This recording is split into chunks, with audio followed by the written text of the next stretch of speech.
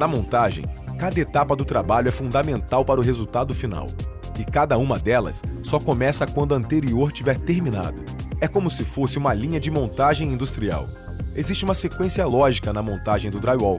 Você começa pela marcação, passa para a fixação das guias, a paginação e fixação dos montantes, a colocação dos reforços e instalações, depois o chapeamento e, finalmente, o acabamento.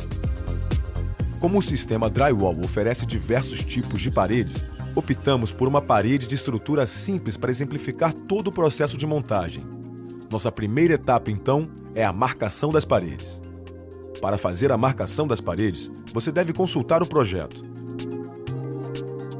Aí vai marcar no piso todas as paredes da obra, levando em conta seu tipo. Você deve utilizar uma referência para a marcação. Esta pode ser a linha do eixo da obra, os contramarcos ou mesmo uma parede de referência. A partir desta referência é que você vai realizar a marcação. Como o sistema drywall é extremamente flexível, há uma enorme variedade de paredes que podem ser montadas. A espessura das estruturas pode variar em 48, 70 e 90 milímetros, e estas podem ser montadas simples ou em duplicidade. E tem um detalhe muito importante: na hora da marcação da parede, você deve definir se ela será feita a partir da sua estrutura do eixo ou da face. Para garantir uma montagem perfeita das paredes, é bom também conferir com o esquadro a marcação. Você pode também usar o laser ou mesmo uma trena para isso. Você deve ter uma atenção especial com os encontros das paredes, que podem ser em L ou em T. Você precisa deixar espaço para a passagem das chapas gypsum entre as estruturas. Depois de fazer toda a marcação das paredes no piso, você vai transferi-la para a laje de cima. Para ficar perfeito, use um prumo de face ou nível de bolha. Durante a marcação, você deve estar atento aos vãos das portas, e estes determinam a paginação das chapas.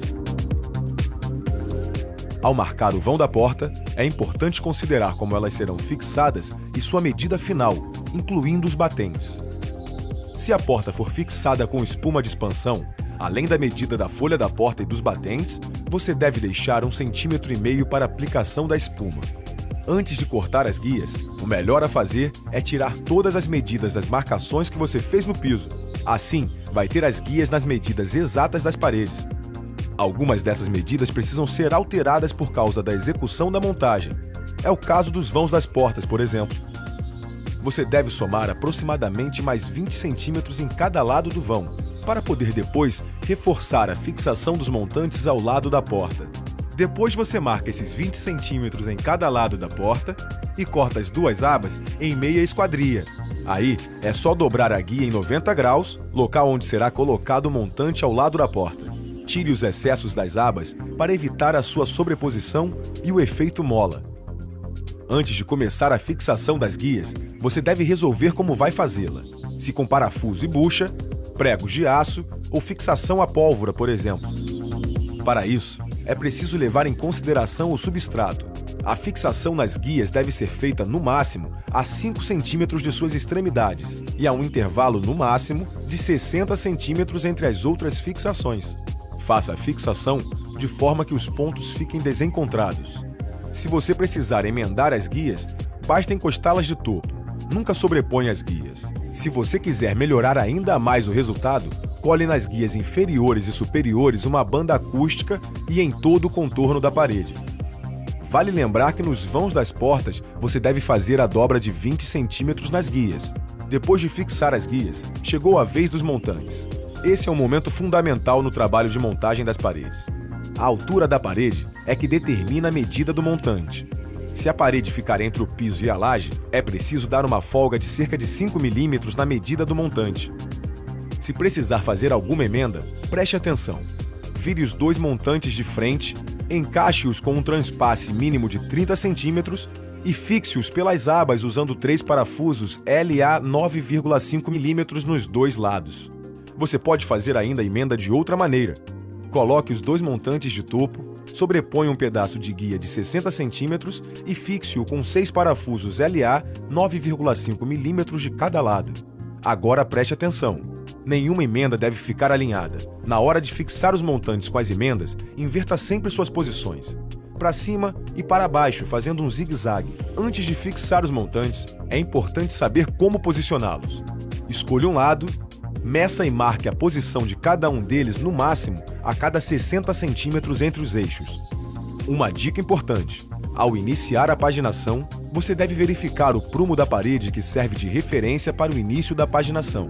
Se houver qualquer diferença de prumo, você deve eliminar esta diferença no primeiro montante, posicionando-o a uma medida menor que a medida da paginação adotada.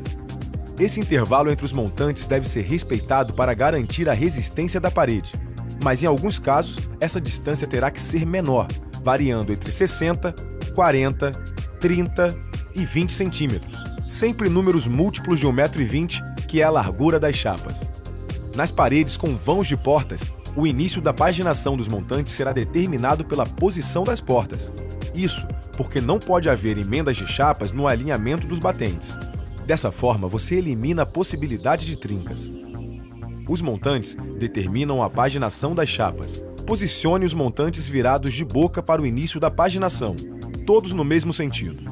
Isso facilitará o aparafusamento das chapas e garantirá a planicidade da parede. Atenção para a furação dos montantes.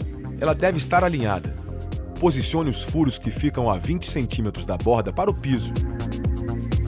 O alinhamento dos furos facilitará a passagem das instalações.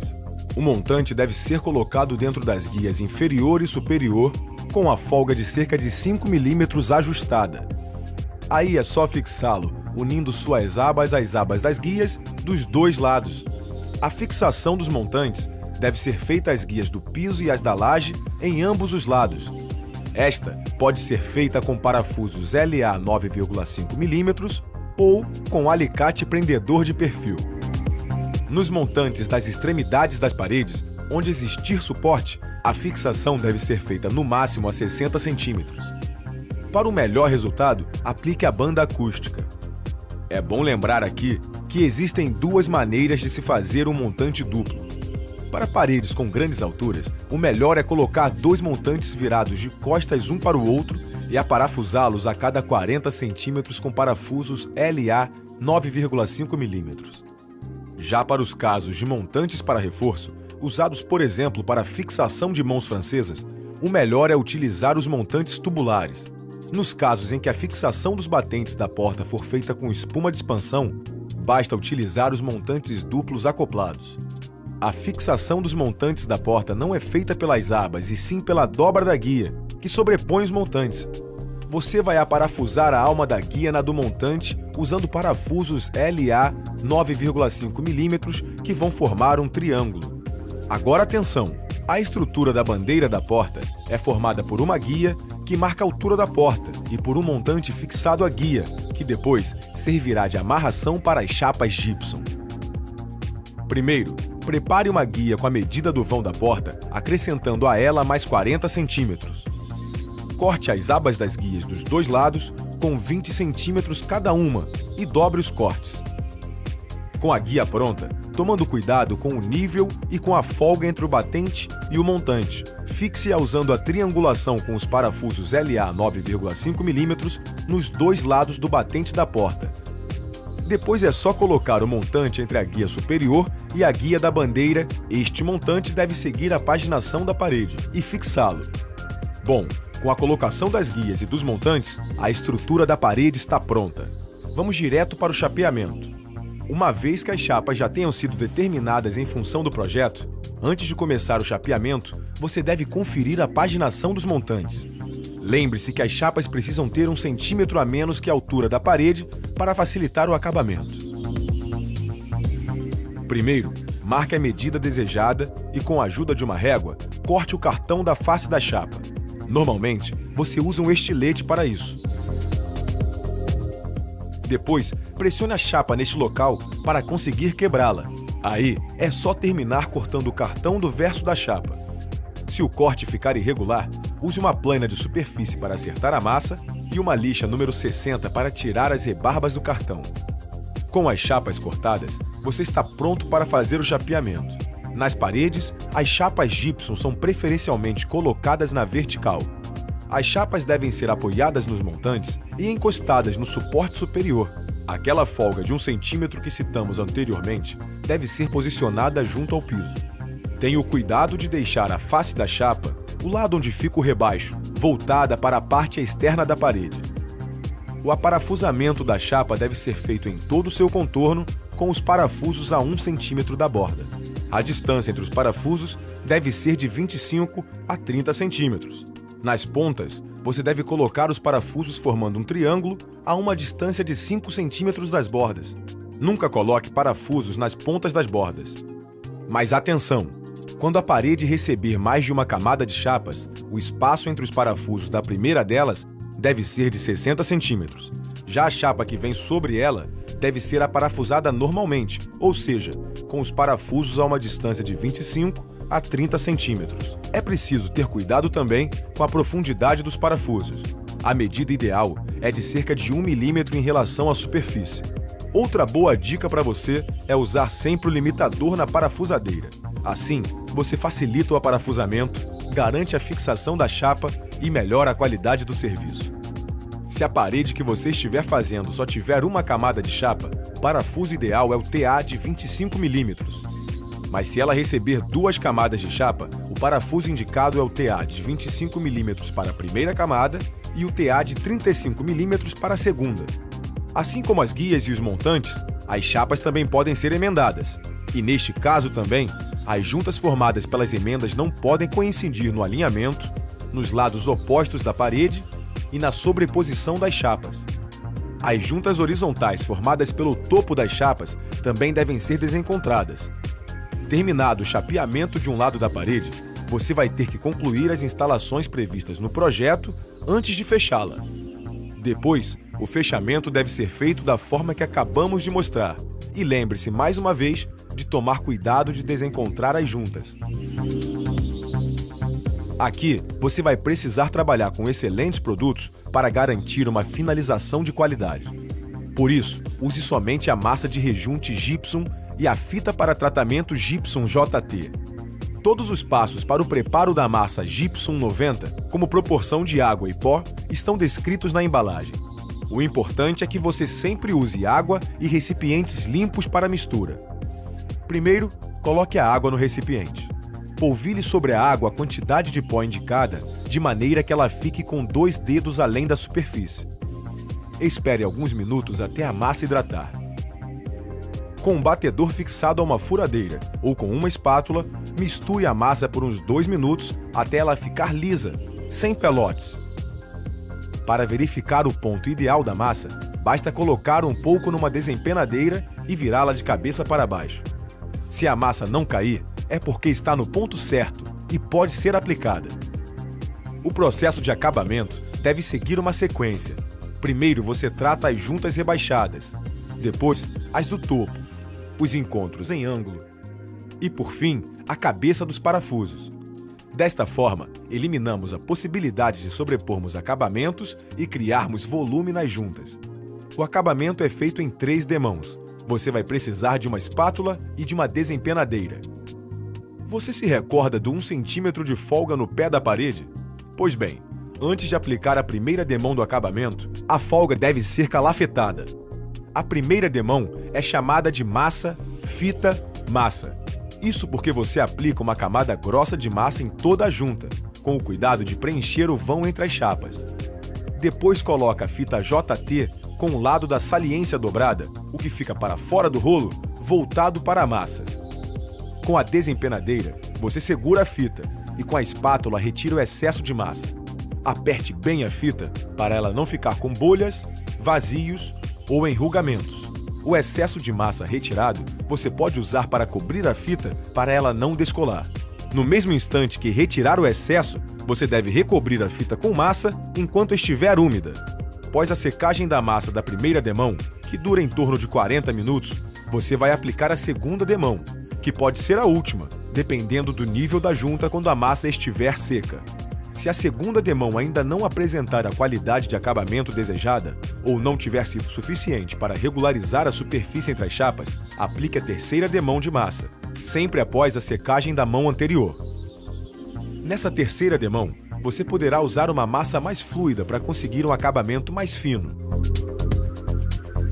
Nas juntas do topo, primeiro você aplica a primeira demão, o processo massa, fita, massa. Nas juntas do topo, é importante retirar bem o excesso de massa pressionando bem a espátula ou a desempenadeira.